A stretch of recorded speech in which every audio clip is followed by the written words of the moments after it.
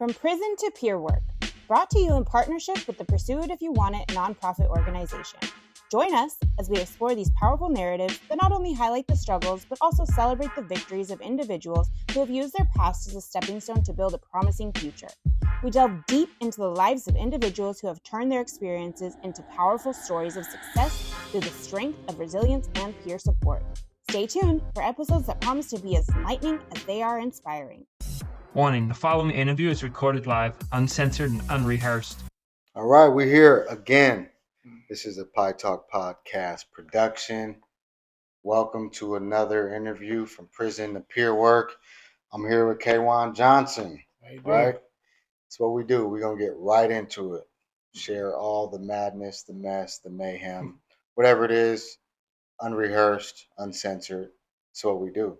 Yeah. You ready? I'm ready. Yeah. All right, KeJuan. Can you share some memories from your childhood? Childhood. I grew up. I was born in Mississippi, but I grew up out in on Fort Lewis. You know, my dad was in the Army. My mom was a nurse. I'm very family oriented. You know, really grew up like middle class and stuff like that. You know, I had birthdays. You know, Christmases. Didn't really struggle that much. You know, I was happy, but me and my pops probably didn't get along that well. You know, probably call me. I'm really close to my mom. Yeah, I got two sisters, older and younger, but I'm the only boy, so I kind of. So you're the middle and the only boy. In a military family. In a military family. Yeah. And a mama's boy. Yes. Yes. All right. All right. Mm-hmm. So how would you describe your neighborhood and community in your early years? It was on the military base. So I had a best friend named Brandon. He was his family's you know, Caucasian. He's from Texas. I spent a lot of time over there. Just because you know, me and my dad just didn't get along. Yeah. So I was outside. I'm from the area where we played outside. Yeah. So. I remember those times. Yeah. I'm from that era too. Yeah. Right? We didn't have TikTok. Nah. Yeah. All right. So what were your interests, hobbies, like besides like playing outside? Mm-hmm. What did you like to do? Sports, football, basketball. That was my big thing. I went to church a lot. Yeah, with my mom. Okay. Yeah, church is big in my life. But mainly just, you know, playing sports, video games. But yeah. All right. That's the easy stuff. Yeah, yeah. How old were you when you first had your encounter with the law? I was a kid. I was on Fort Lewis. I think I was in middle school. I was in like 7th or 8th grade. I broke into one of the military buildings with my friend Brandon and this other boy, and we vandalized it from the inside out. Vandalize? How'd you vandalize it? You drawing pictures, breaking stuff? We literally, we TP'd it from the inside out. So we threw toilet paper from outside the windows to outside. Then went to the cafeteria, messed it up, got bleach and poured it down the hallway. It was just bad. So this was like your interactions with the MPs? This was on base? Military police. So you didn't go to like juvie or anything? That was just your first interaction? I went to court. I had to go to court. Yeah. My dad had to take me to court, so that wasn't cool. You take a moment and silence that phone. Yeah. Yeah. I know, right? Real raw and uncut, recorded live. Yeah. It happens, right? Yeah. But he's popular apparently. Yeah, something like that. Yeah. But yeah, the MPs and I had to do community service, like 60 hours, clean the PX, and like wash police cars. Yeah. So what was your first crime that led to incarceration? Oh, so my first crime of incarceration was forgery when I was like 24, 25. Went to the North 13 County Jail. I did like 20 on 30 because it was my first time.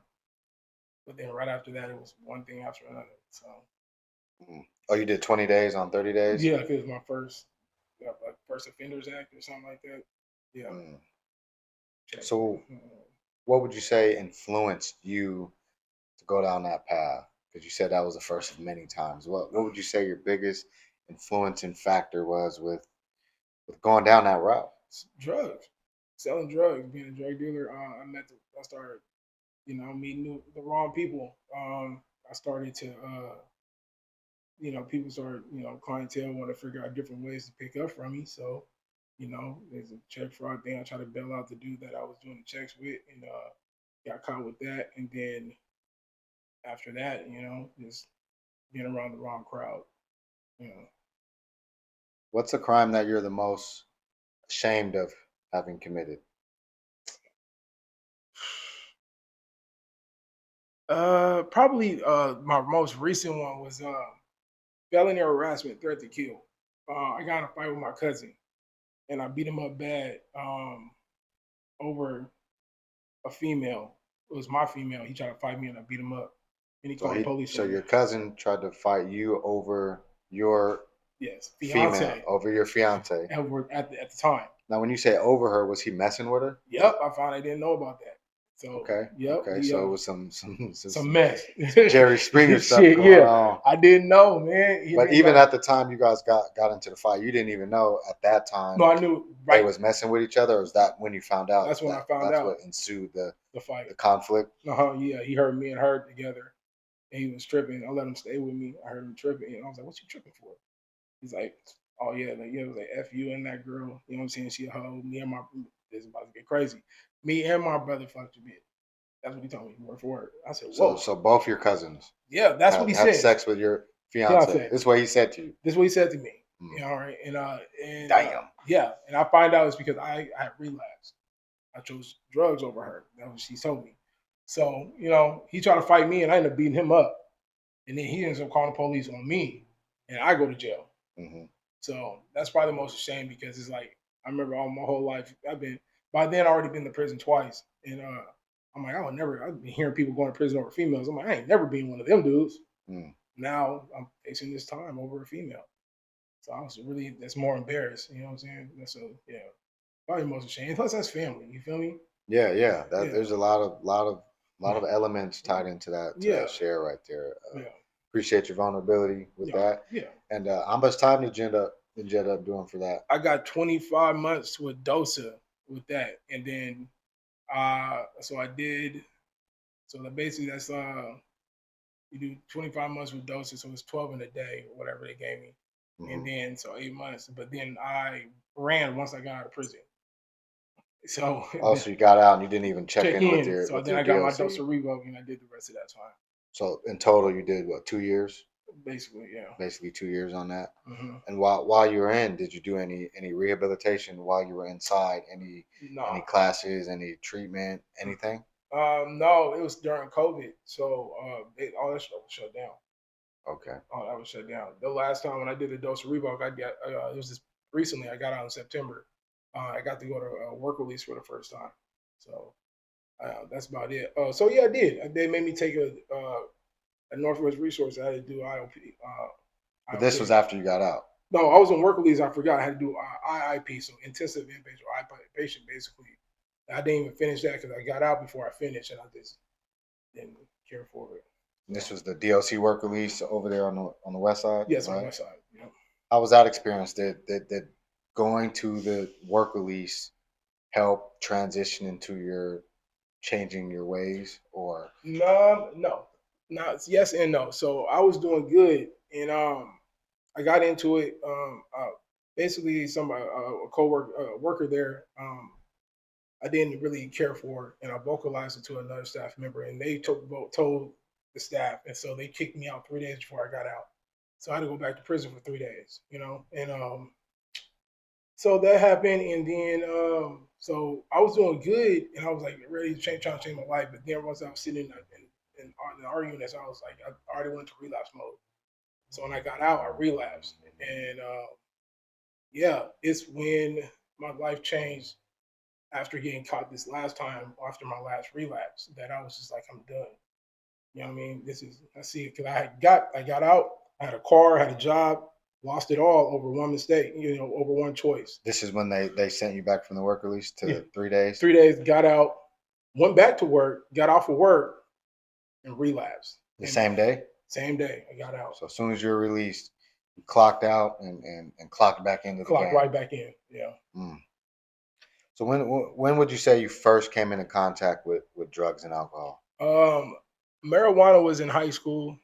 But hardcore like drugs, like my drug choices were meth, and then recently fentanyl. So meth was 22, fentanyl was 30.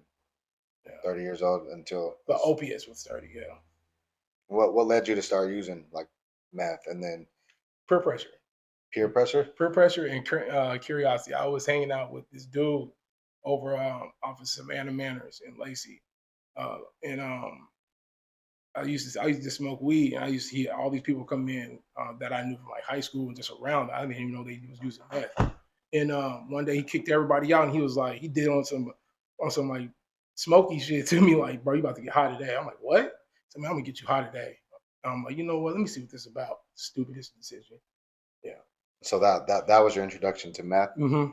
Like you about to get high today? Yeah, he's that's exactly what happened. I was like, let me try this, and then and then I seen how it just people just was like everybody was doing it around me that I was surrounding myself with, Yeah. and so and then I just seen a lucrative opportunity like, oh man, everybody's doing this, man. I see so much money coming to this, man. So I was let me invest. So So you're like, okay, not only am I going to use, but you seen some dollar signs, decided you're going to be the provider. You're yep, going to be the plug. yep. Okay. How did your substance use affect your relationships and career aspirations? My relationships, I didn't for so when it comes to like family, it just is me and my dad more. 'Cause my dad, he was like I can't trust a drug addict, which is true. But it wasn't like I was stealing from him and stuff like that when but it's just more like I just wouldn't be around. I isolated, and then so it made my mom. My mom always been there. She never gave up on me or my auntie. So it just really put a strain on them and made them like really you know sad and stuff and like very worried. Relationship with women, I just didn't trust. I seen so I love women. I respect women because I'm close to my mom and I'm an only boy. But women in the game is just I just see how women do things sometimes. So I didn't want to be a sucker. You know what I'm saying? Like I seen women do crazy stuff. So I didn't want to be in no relationship. So I was very lonely for a long time. But also a little, I mean, I can imagine a little residual trauma from that experience with your fiance Yeah, well, pumping both your cousins. oh yeah. Afterwards, she wasn't on drugs. So that's when I was trying to. That's a period of time I was trying to be sober, and but then I relapsed. So with that happening, that just made me in general like I couldn't trust no type of woman. Now it's like Yeah. on both aspects. I'm like I don't trust no woman. So she told you that you relapsing was the reason why Hmm. she slept with both your cousins. Yeah, because I chose the streets over being around her. Yeah, Mm. yeah, which is So true. so did she do it to get back at you? Do That's you what think she's. That's her. That's that her. that's what she said? That's what she said. That's what she stood on. Yeah, to this day. Yeah. So looking back when you were like getting high, what do you think you were seeking through those actions? Being the guy who had the bag. What was it? Just money? Was it more than that? What do you think you were looking for? Um, I don't even know, to be honest. Like, if I was in probably more acceptance, probably, being like kind of different, like I'm from my family, just because I'm always been a people pleaser. So I see like I'm always trying to make people happy and all this type of stuff and be nice to people. So it was like I was like an oxymoron. I was like a nice drug dealer, which is not a thing. So uh so yeah, that's probably that, just acceptance and just trying to make people happy. But it was like it was the wrong way. And but I feel to me really to this right now, I believe it was something that God had put me through to get to where I'm at right now. You know what I'm saying? I couldn't do what I want to do in life, what I'm on the road of doing in my life, if I didn't go have those life experiences. Yeah, that lived experience is a big part of what you're doing now. We'll Yeah, get to that. yeah, We're leading up to that, yeah. right? So, at what point did you realize that your substance use was a problem? Um, when the jail starts happening. Well, right before then, right before the jail, I got kicked out of my aunt's house because she caught me. She caught me with like baking soda and some other and drugs. She found. She was like, "What's this baking soda doing in my bathroom?" You know what I mean? I'm like, that's not mine. She's like, I know it ain't mine, it's mine, but why is it in the bathroom? And you know what I mean? I'm like, and so I can't even give her an answer. I didn't want to give her an answer. You know what I'm saying? I'm like, I got out of there. and I was homeless on the streets. So yeah, I think that's right around then. Right Yeah. around then. Yeah. How many times were you incarcerated? 4. What was your longest one? And what was it for? The first one, my first dose of it, I got in trouble for intent to deliver and manufacturing. That's the charge. I don't know why the manufacturing. That's just on the charge. But in unlawful possession of a firearm and possession of a stolen firearm, I got 40 months with those. So you end up doing 14 or something. 14 inside. Mm-hmm. Can you share a significant moment during your time in prison that stands out to you? A significant time.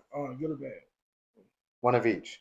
All right, good time. My first time ever celebrating Juneteenth was in prison. This last time, I never really got to celebrate Juneteenth, and that was cool over at Cedar Creek. I liked that. So what was it? Celebrating it or like Experiencing it, learning about it? Did learning. You learn about it in prison and Mhm. also celebrate it in prison for the first time? Yep. Not gonna lie, I learned and celebrated about Juneteenth in Walla Walla my first time too. Yeah. So yeah, that was cool, and just to see a band of my people in my culture really celebrate it, even when we in the work. You can say in one of the worst times of our lives. You know what I'm saying? We can still give celebration to our culture. That was cool. Worst time. Every time I celebrated my birthday, locked up, and I was like 4 times. 4 times. What's the worst what's the worst thing you witnessed in prison? Worst thing I ever witnessed. Man, I really kept to myself a lot and just my boys. So I think the worst thing I ever witnessed is the first time I ever see my mom come visit me in Shelton, when I was in Upper Arts. That's the worst time. Because I knew this is like, then it was about to be like for some reason I knew this was going to be a constant thing for a little bit. Yeah. That's when it resonated that, the prison were, at that time you decided, these are about to be some revolving doors for me. Yeah. Yeah. Because I kept hearing, oh, this your first time? You know what I'm saying? It wasn't like, you know what I'm saying? It's your first time. The first time means it's going to be more than one. Yeah. Yeah, and I kept saying that this is my first time. This is my first time. Almost like a self-fulfilling prophecy, right? Yeah, Without even realizing. Not even realizing. He was like, yeah, this is my first time. Yeah, speaking it into existence. Speaking it into existence, right? Yeah. What was the hardest part about adapting to life inside prison? Like coming from the streets and then having to adapt to prison culture. Like what was the hardest thing, most challenging part about being in there and adapting to the way that prison is? Because I know for a fact, I've been there for a long time, lots of multiple different times, right? Yeah. The culture is completely different than the culture out here on the streets. Yeah. The social norms are not normal inside of prison. So for you, what did you find the most difficult? Man, probably just segregation, man.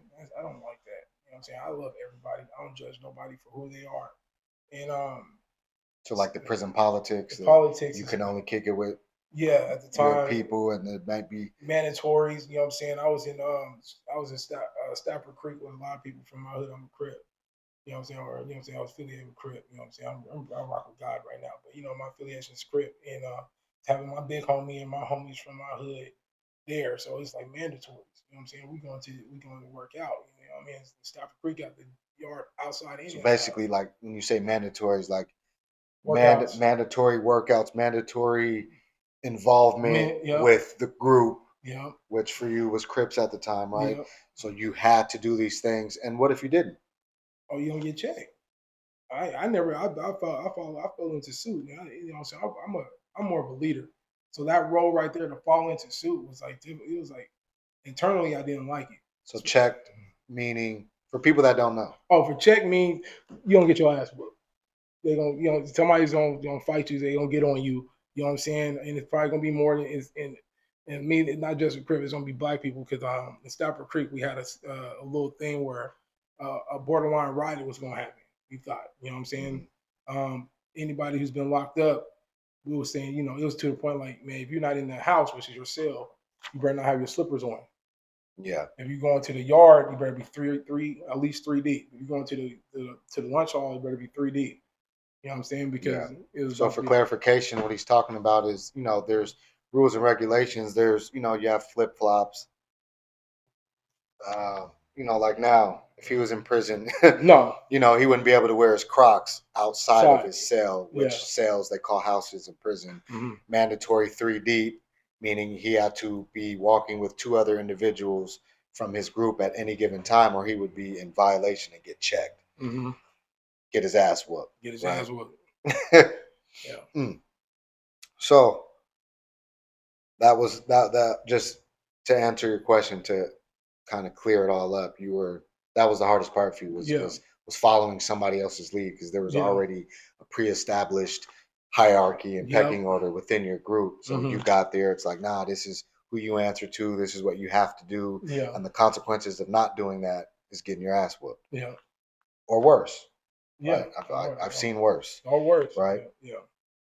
So let's lighten it up a little bit. Yeah. Let's get into, some rehabilitation and recovery. What was your turning point? When I interviewed Calvin, I talk about a good friend of mine, Jeremy Suggs. He's a life coach in Cali. I was in the feds with him, and he called this the aha moment. So what was your aha moment that became your turning point towards seeking change? So a year ago, January 16th, I know I was talking about the females, but I had a girl that I really liked. We was in an addiction together. She died of overdose, fentanyl. My condolences. Yeah. I was over here at the Olympia Inn. I woke up with her dead on my chest. That's when I wanted to start to change. Before I didn't want to change. Right then I was like, I don't want to do this anymore. I don't want my mama to feel how I feel. So that was when I wanted to start to change. Yeah, it will be later So down. you woke up in a hotel Mm-hmm. with your girlfriend passed away on your chest. Yes. And at that time, I mean, you didn't even know how long she had been passed, right? No. I'm sorry you had to experience that, for real. Did you? All right, here's another one. Who are the most influential people in your journey towards recovery? Influential. Versus I'm gonna say God for sure. I'm really close to my higher power. Without him, none of this would be possible, and I know that because I just know that. Also, man, it's gonna sound weird to say this, but I would say DOC. They gave me a chance. When I asked for help, they helped me out. When I said I wanted to go to treatment, they sent me to treatment, and they've been very supportive. And then be real pure Olympia. They got to me where I'm at right today. If I didn't come volunteer, I wouldn't be where I'm at. And my boy MJ, because he gave me the information. So shout out to my boy MJ. Shout out to MJ. Yeah, I know you say it's weird and you haven't had a chance to see Calvin's interview, but he actually, when I asked him about influential people in his life, a DLC officer was one of his as well. Mm-hmm. So that's 2 points for DLC so far. It's few and far between, but maybe there's that shift, right, in the consciousness of help and support and actually making rehabilitation efforts. Yeah. Right. Mm-hmm. So kudos to DLC for the second interview in a row. Right. Mm-hmm. I can. So, what were the biggest challenges you faced during your recovery process? Challenges. Yeah. Treatment. Just dealing with people in treatment, being around people I had no choice of being around, because when you're on a house, you get to choose who you want to be around. You know what I'm saying? You set boundaries, and then people, if they don't set your boundaries, you don't have to be around them unless even you know what I'm saying, stuff. If you got a job, but I don't have to experience that at my job. But probably treatment, because there's a lot of people that I just didn't care for. I'm a nice person and stuff like that, but it was like I just didn't care for them because I just knew they weren't on the same path as me. Let me not care for them. I didn't want to interact with them because I was on a path that I wanted to be down, and I set boundaries. So if they were I respect whatever you want to do. I don't have to do what you do. Yeah. So that's what it is. Yeah. Yeah. And you don't have to give your energy to None of that. anyone. Yeah. You can choose where your energy is allocated, right? Mm. So, how do you maintain your motivation to change? Um, Communication, um, uh, and structure, and yeah, structure is a big one. I have a routine every morning. I read my daily bread. I read my just for the days, my daily reflections, and yeah, that's what I do. So I give my first, I give it to God, and then I give it to my recovery. Yeah. So So, how have you applied the lessons from your past to your current life? I change my people, places, and things. Straight up. I don't go to my old. I don't talk to my old using buddies or using people as acquaintances. I don't go to old using spots. Mm. I don't. Yeah, that's the biggest thing. Yeah, and in my mindset. I stick to what I stick to my boundaries and I stick to my morals. Okay, okay. Can you describe your current role and responsibility in peer support? Right now, I am blessed to be working with the Youth Connection in Shelton, Washington. I'm doing an internship through WorkSource, and I am a street outreach for the homeless youth. Our main objective is to help the homeless youth. Also with WorkSource, I'm in this cohort, which right now I'm a recovery coach, and I'm about to be taking a bridge training to become a peer counselor. So that's all in the works of me doing the stuff, giving back in recovery and peer support. So, what sparked that path? What made you decide peer counselor of all things to where to come from? Who planted the seed? I, How'd you al- get there? I always wanted to be a substance use disorder professional So, for the youth. SUDP Yep, for youth. for youth. But my boy MJ, I was in MJ ABHS. again. Yeah, I was in ABHS, and I was telling him this, and he was like, "Yo, bro, go to Pure Olympia and talk to these people, man. I just did this thing, this cohort thing. I'm a recovery coach and doing this peer counseling stuff, and just talk to them, do that, volunteer, and I'm telling you, you'll be all right." Literally, my first day of volunteering, I seen this pamphlet, and Stephanie at Pure Olympia fought for me to get in there, and I was in there. So, Shout out Steph Tompkins, Peer Olympia. yeah, yep, this guy right here taught me too. Taught me a lot of good stuff. You know what I mean? Real stuff. Yeah, yeah. A Yeah, lot of big shout outs to Pure Olympia, man. yeah, appreciate it. I mean, that's where I got my start. Peer Olympia. Yeah. First people to give me an opportunity hired me while I was living in a halfway house. Mhm.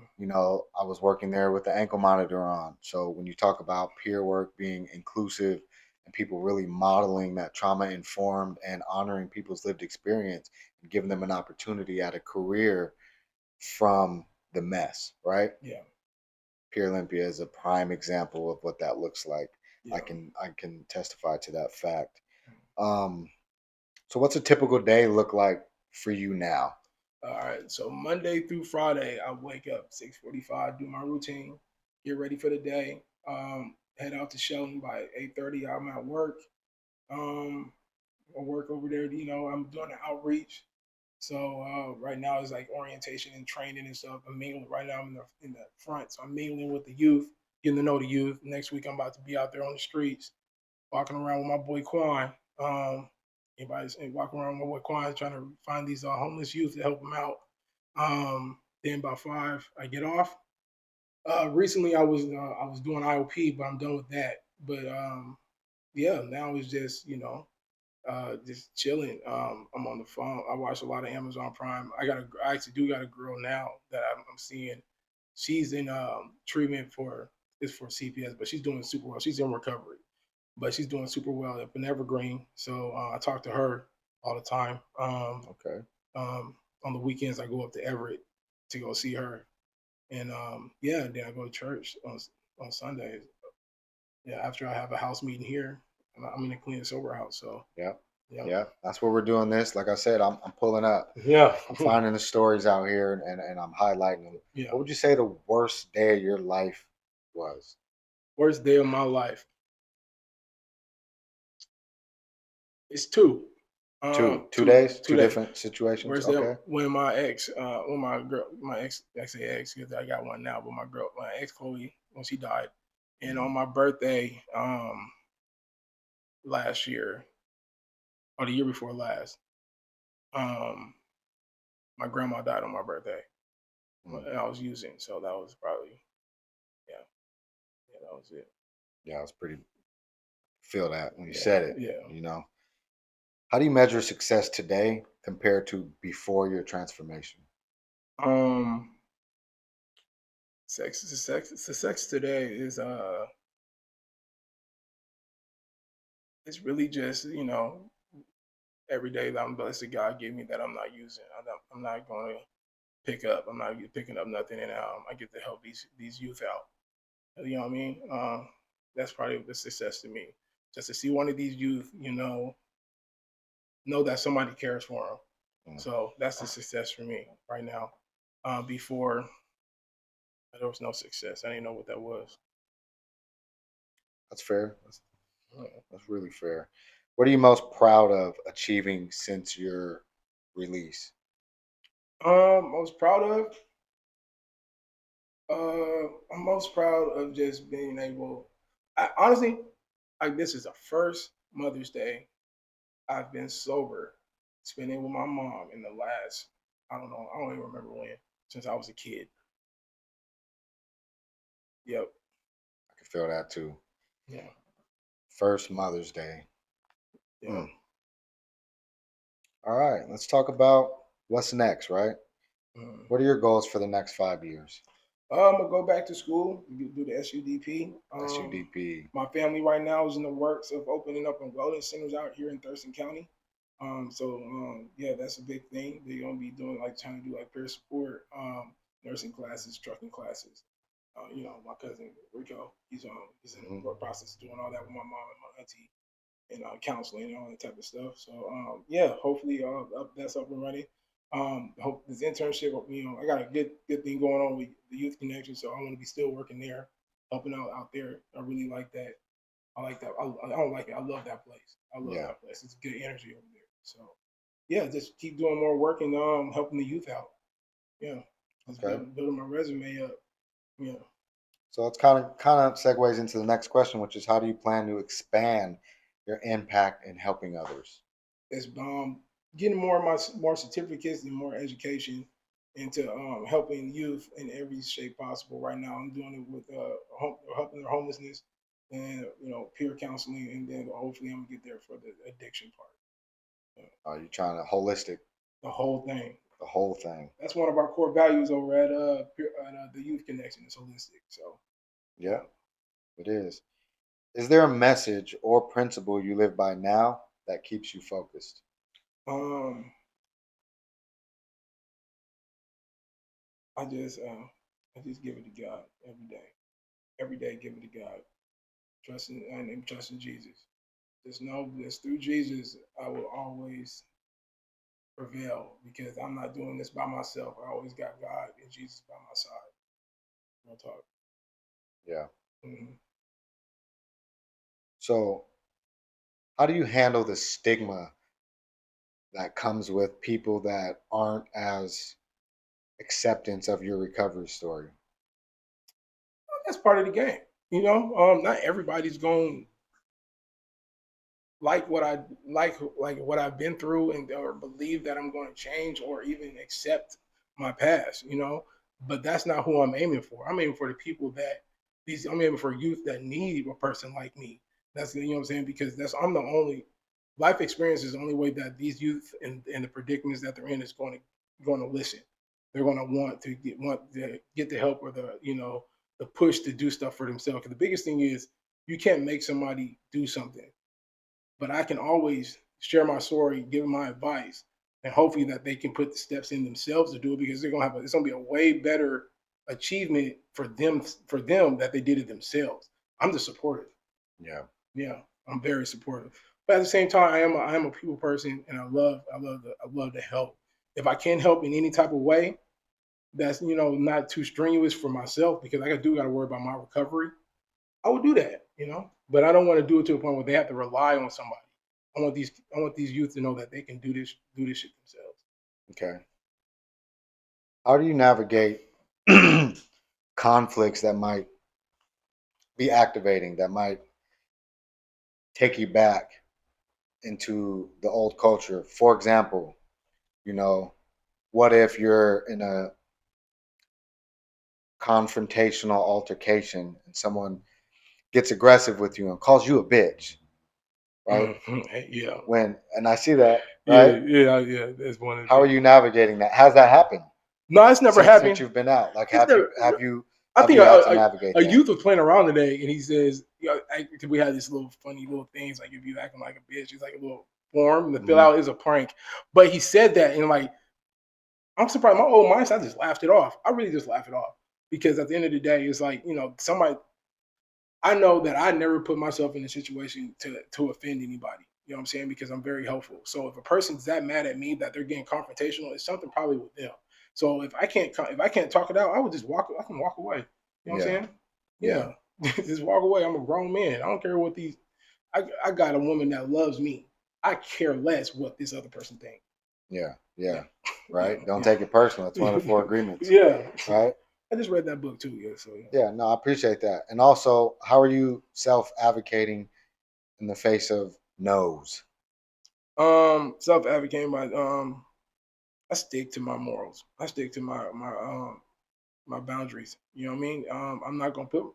I'm just not gonna do it. If I know if it's gonna be jeopardizing to my recovery, I'm not gonna do it. And if you're gonna keep trying to peer pressure me, you get hung up on, you get walked away from. I drive away. You feel me? I don't got time for none of that. So Yeah. Okay. I think I might have asked that uh wrong. uh So when you come up against barriers uh for, like, say you're trying to receive a service or you're oh trying to oh do a somebody tells thing, me no. yeah, Oh, and you're just having barrier after barrier and little twists. How are you navigating when you can tell it's racially motivated? Like, this person just got told yes, that person just got told yes. You walk up and you get told no. How are you navigating now in this new role that you live your life acceptance, as a peer count acceptance? acceptance, man. Ooh, you said that quick, so I know it's authentic. Acceptance, man. Look, like I said, I put it in God. So if somebody tell me no, it's not gonna happen. That means it wasn't supposed to be. I know for a fact there's so many resources out here for what I want to do that I can find it. You know what I mean? If not, I can wait. You know what I'm saying? Because life is. People say life is short. Man, life is. We don't know how long life is gonna be. You know what I'm saying? But I put it like this: if it's going to happen, if it's going to happen, I can wait. I'm very patient. Okay, what advice would you give someone currently struggling with similar issues that you've faced? Um,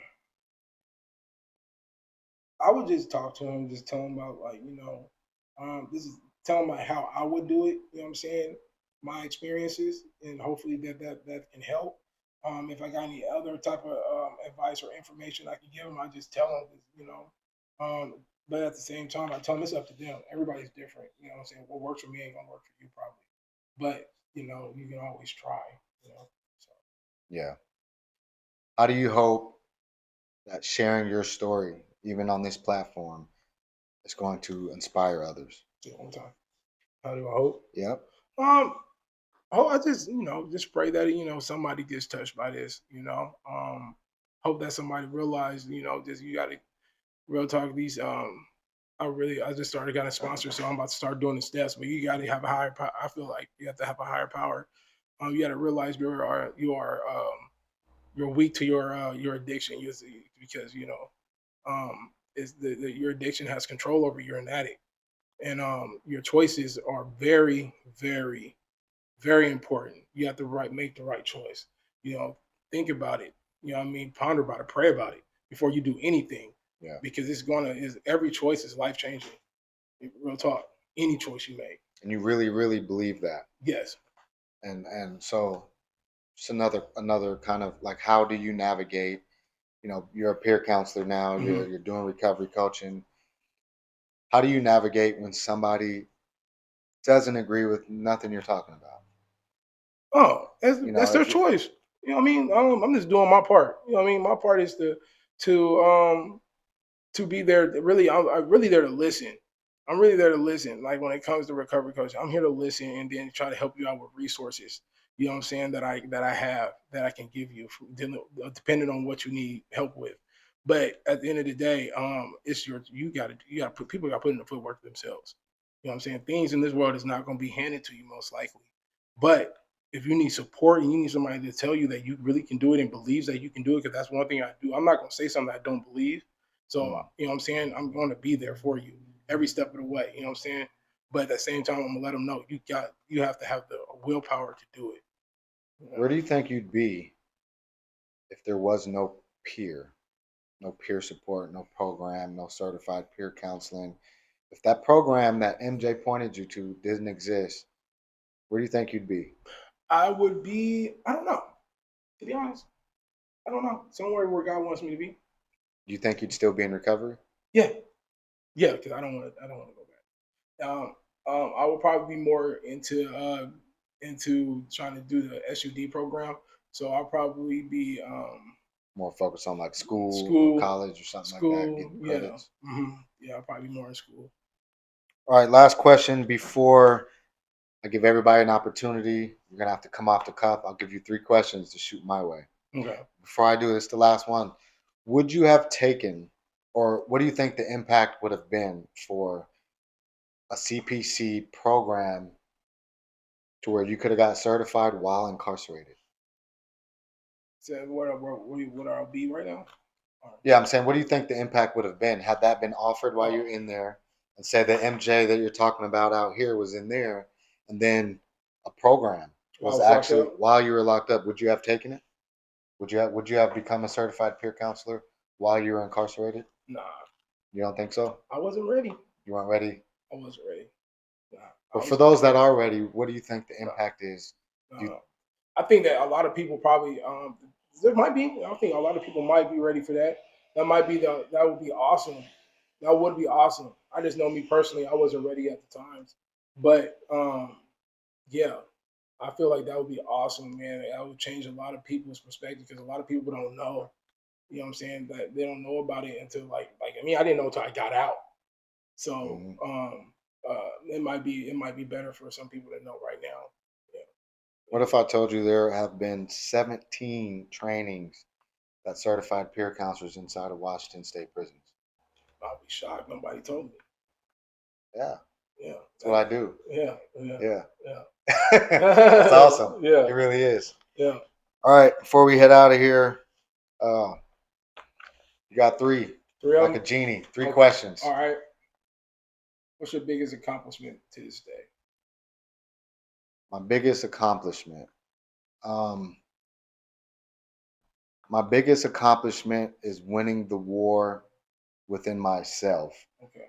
To not resort to fast money when I first got out, and things were super tough, and it was hard to even get gas money to make it back and forth from the halfway house to Olympia. And I knew that the bag was a phone call away. Yeah.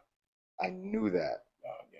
Yeah. and so my biggest accomplishment was staying in my authentic self, sticking to my guns about doing it right this time, and not putting my kids back through having me go to prison again or even risking it. Like, never once since I've been out have I faltered. Never have I picked up anything illegal or even tried to, whatever. Mm-hmm. All right, that's cool. Yeah, that's true. I know you. So that's big. Yeah, that's big. Number 3. Number 2. Number 2. I said 3. I'm sorry. Number 2. It happens. It's live. You know what I mean? Yeah. Number 2. Let me see. What's the good one? Biggest compliment. What do you miss? Anything from the past?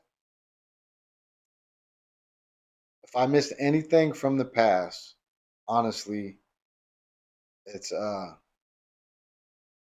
really it'd be a person, man. I miss my bro. You know what I'm saying? I feel like that lifestyle, cost him his life. He got took away too early. You know what I'm saying? I just miss kicking it with somebody that I could relate to and do that. On top of that, I would say I miss the financial freedom, but I'm working towards it in a way that it really is financial freedom. Because as much as I say financial freedom, what I mean is when I used to go shopping, I didn't know or care how much things were. I could take my kids with me and they would just grab whatever. We'd fill 2 or 3 carts up. That's you, buddy. Oh, And so, yeah, sometimes, I miss, that and maybe the freedom that I had to really be present. I was a coach on my kids' football teams. I was at the boxing when my daughter was in acting and modeling school. I was present, but so maybe I missed some of that freedom of being able to be where I wanted to be when I wanted to be because I had all this drug money, right?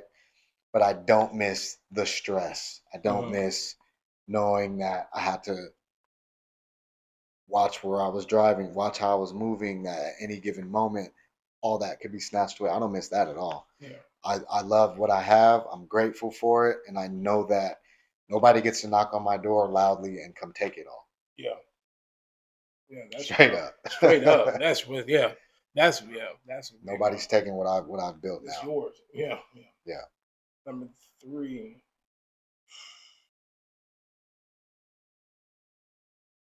Who inspires you the most? Who inspires me the most? Ooh. I don't think it's a person, man. I think it's pure Olympia. Okay. It's places like that where I know for a fact that the individuals in that building all genuinely care about what they're doing in the community. And I'm inspired by people doing this work that don't dread it as a job. Like I know these people come to work and are looking forward to the next thing, the next Recovery Coach Academy, the next CPC training, the next support group. Like I don't get that energy from a place like that, and call it a blessing, call it lucky.